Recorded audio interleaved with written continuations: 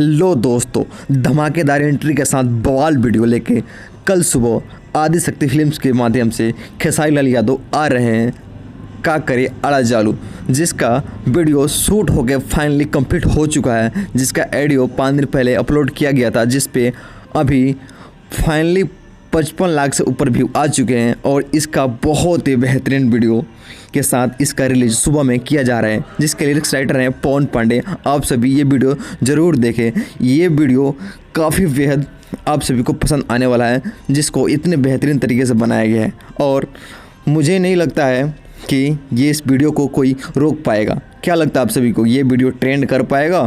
क्योंकि जिस तरह से भी विवाद चल रहा है उसमें ये इस वीडियो को रिलीज़ किया जा रहा है। देखते हैं इसका रिजल्ट क्या आता है। बाकी आप सब इस वीडियो को ढेर सारा प्यार दें। हम चाहते हैं कि इसको ट्रेंडिंग नंबर 1 पर ले जाएं। मिलते हैं एक नए अपडेट के साथ, तब तक के लिए आप सभी को नमस्कार।